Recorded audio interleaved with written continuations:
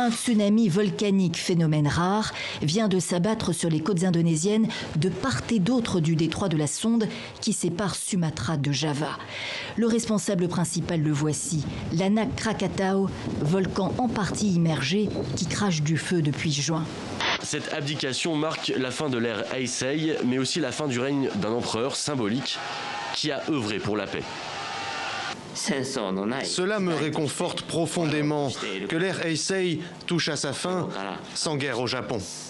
Selon le colonel Chris McKenna, la présence des militaires canadiens rassure les autres pays membres de la mission de paix. Évidemment, le processus de paix ici au Mali va prendre du temps, mais la présence de l'ONU nous permet d'avancer de façon significative.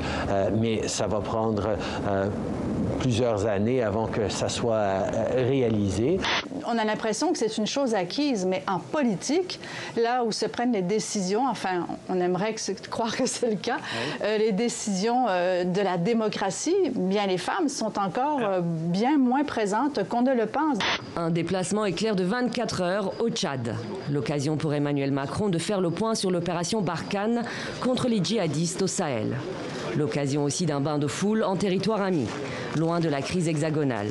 Certains militants activistes avaient appelé les habitants de Goma à se rendre tout de même aux urnes ce dimanche, comme cela était prévu initialement, pour protester contre le report des élections. Bien, cet appel n'a pas été entendu. L'envoi des résultats électroniques, ça ne se fera pas. Nous sommes là, le vote sera manuel. Premièrement manuel. La machine à voter, c'est une machine à imprimer. Mais des agents en formation ont tenu à nous donner une toute autre version. Ils préfèrent rester anonymes.